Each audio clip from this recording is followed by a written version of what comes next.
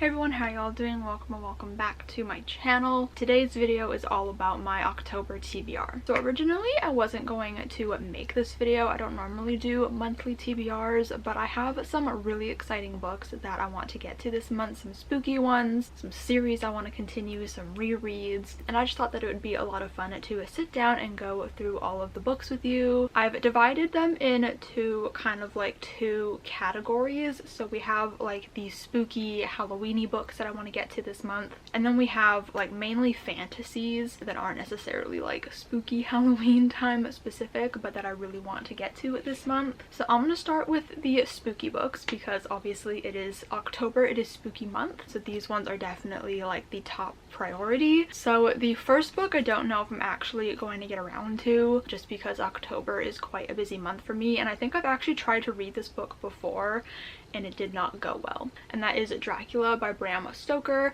So obviously this is like a Halloween classic, and it was my plan to do like a Halloween specific capturing classics vlog for this book, but like I said, I think I tried to pick this up a couple of years ago and I just couldn't get into it. Classics tend to be quite difficult for me, so this one's really like a hit or miss if I'm going to be able to get to it. I am gonna try to read it, but like the font is really tiny, it's a classic.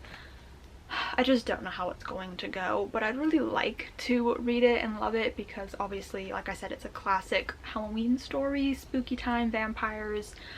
I love vampires, so I would love to be able to read this. So I guess we're just gonna have to wait and see, but I do have it from the library, so hopefully I will be able to get to it at some point, but if not, I'm honestly not gonna be that surprised. And then I have a couple of middle grades that I really want to get to. So the first two are both rereads for me, and they're both by Lindsay Puckett. So we have The Glass Witch and The Odds. My copies of these books are in storage right now, which I'm deeply regretting because The Glass Witch is available at my library, so I need to go get it, but The Odds is not. The Odds is currently on order at my library, and I don't know when they're going to get it in. And here's the sticky thing, the issue here is that The Odds is the Besties in Books book club pick for October.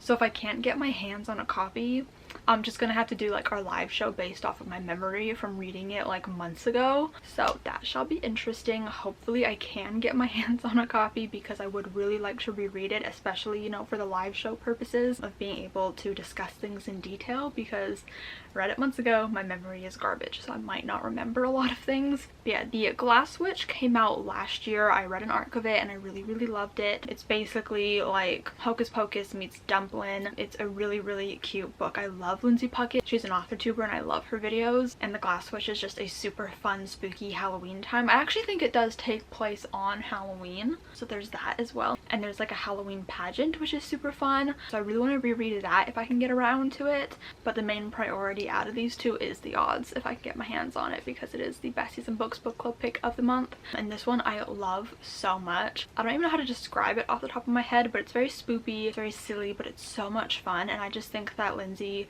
crafted such a beautiful book with this. Like just the way she, like, I don't know, put everything in there, it was so good. It takes place in like this creepy like retirement home almost. I think that's what it is, and basically all the characters have these things called oddities, so it's like their special little like power, like things that they can do, and our main character hasn't gotten her oddity yet, and you have to like get it by like a certain birthday. It might be like your 13th birthday or 12th birthday, I can't remember which one, and if you don't get it by then you're like not gonna get it, and she's gonna be like taken out of her home with like all of her grandparents, which are basically just like the old people who live in this like retirement home place.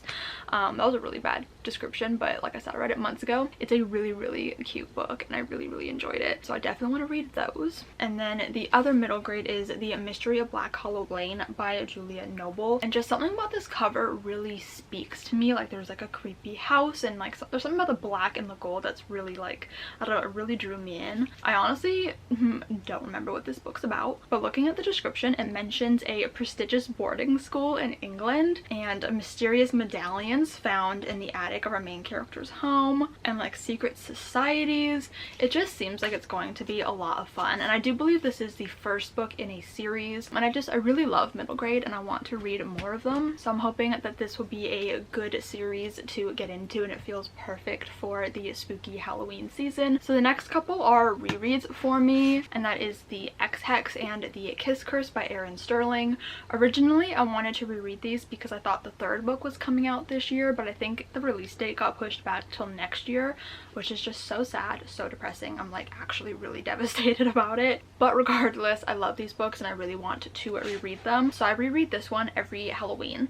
Well, the last two Halloweens I've reread this book. This book just came out last year, so I read this for the first time, and I'm really excited to reread it this year because I feel like I don't remember a whole lot about it. I know that out of the two of these, I prefer the Ex-Hex. There's just something about the story that was more compelling to me, but I love the romances in both of these, and they are the perfect books to read at Halloween time. Like, I literally like read these like on Halloween, and it is so beautiful. So yeah, they're just like witchy books set in a small town. The small town gives me Gilmore Girls vibes, and I'm just really excited to reread them. And then we have some more small town magic witch books, which is basically the title of one of these books. So we have Small Town, Big Magic, and then Big Little Spells, both by Hazel Beck. So this is an ARC copy of this book, and I read this for the first time last year. I did a whole spooky reading vlog that I believe this one was a part of, so I'll link that up above in the cards if you guys want to go check it out. So I really loved this book. The small town was beautiful. Our main character works in a bookstore. The romance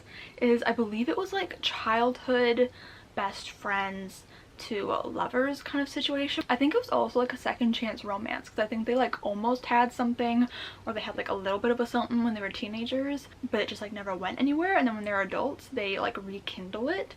I could be wrong, but I think that's what happened. I don't know. You guys know by now that my memory is just the worst, so take everything I say about books with a grain of salt because I could be completely misremembering, but I just know that I was absolutely obsessed with this book and the romance. This made it. It either made it on to my favorite books of the year last year, or it was an honorable mention, but I know that I mentioned it at some point. And then the sequel Companion came out this year that follows our main character's sister, and I honestly don't know too much about the plot of this one, but I'm really excited about it. The cover is just like so spooky, so Halloweeny. I'm so excited to reread this one and read this one and kind of see how it all concludes. Is this the final book? I don't know. I'll have to look into that. I think this is the final book. I guess the girly will be looking on Goodreads later. And then the last spooky Halloween specific book that I want to get to is She is a Haunting by Trang Tan Tran. I honestly could not tell you what this book's about. I've forgotten completely. Who is surprised? Not me. But I do know that this is a horror novel, and I believe there's like a haunted, creepy house in it. Yeah. This house eats and is eaten is what the tagline says at the top here, which is really interesting. And I got the Barnes & Noble exclusive edition, and it's got these gorgeous end papers of the house, which I'm just obsessed with. So yeah, I know nothing about this book beyond that because I cannot remember, but Trang was an author mentor match with me, and so obviously I really want to read her book and support it. And I just think that it's going to be a really spooky, scary time. A perfect book for the Halloween season. I don't read a lot of horror novels, and I can't say that I necessarily wanted to read a lot of horror. I don't mind watching horror movies now and again, but it's not my like favorite genre. But if you tell me that a book has like a haunted, spooky house in it, I am 10 times more likely to want to read it. So I'm really excited to get to this one. Joey has made an appearance. Hello, baby. Hello, baby. Ooh. Hello. Hello. Hello. Okay, so now for the rest of the books on my TBR, starting with a book that I am currently reading, and that is Some Kind of Blunderful by Livy Hart. I feel so blessed that we've gotten 2 Livy Hart books this year. Like, are you kidding me? This is her newest book. It just came out at the end of September, and I am so excited about this book. I'm only on chapter 3. So I read 2 chapters of this last night. I'm annotating it, and I'm already having so much fun. And just the dynamics that were set up in the beginning of this book has me so excited. Like, I'm literally only 26 pages in and I'm obsessed with it. So we basically follow these 2 characters. We follow Mia, who's been kind of going through a dating app hell, and then she matches with this guy named Alex, and when they have their first date she realizes that like they're really not a good match, and then her life kind of becomes like this romantic comedy of errors, as the back of the book says. I'm loving it so much so far, and I love Livy Hart. You guys know this. So this is like the one outlier in the TBR, where it's just a strict romance book. There's no like Halloween-y witchy elements to it. It's just a romance. So I'm really excited to continue reading this one because, like I said, I've only read 2 chapters and I'm already obsessed with it. And then I want to do some rereads. So last month I finished rereading one of my favorite series from when I was a preteen, the Darkest Powers series by Kelly Armstrong. Unfortunately, I didn't love it quite as much as I did when I was young. It just didn't hit the same. I still enjoyed it and I still had a lot of fun with it, but it just wasn't as like exciting as it was as a kid. I don't know. But there's a spin-off series called the Darkness Rising series, and I really want to just like jump right into this while that series in the world is kind of fresh in my mind, especially since those characters do appear in this final book. So it's kind of my plan to read these this month. It's a paranormal series. This one deals with werewolves, I believe, or just like wolves, like shapeshifter kind of vibes. I remember really loving this trilogy, and so at some point I would like to get to this series this month. They're super quick reads, so I'm really hoping that I can get to them this month. They're just, you know, a fun, cheesy, trashy time, and sometimes, you know, we just really need some good early 2000s paranormal cheese, you know? And then the last 3 books on my TBR are again part of a series. In August, I reread A Darker Shade of Magic, so naturally that means that I also need to reread A Gathering of Shadows and A Conjuring of Light, books 2 and 3 in the Shades of Magic trilogy. And the reasoning for this is because the Fragile Threads of Power just came out, and this is the first book in the Threads of Power series, or like the 4th book in the Shades of Magic series. It's like a spin-off series, but it still features all the characters from this series. V.E. Schwab has said if they survive this series, then they make an appearance in this one. I'm really excited to reread these 2 books. I really enjoyed rereading A Darker Shade of Magic and being back in this like really magical, immersive world, and I really missed these characters and I really enjoyed spending time with them again. And I love these books even more than I love that first book, so I'm really excited to reread these. And then I'm really excited to read the Fragile Threads of Power. It looks very deceiving. Okay, this is over 600 pages,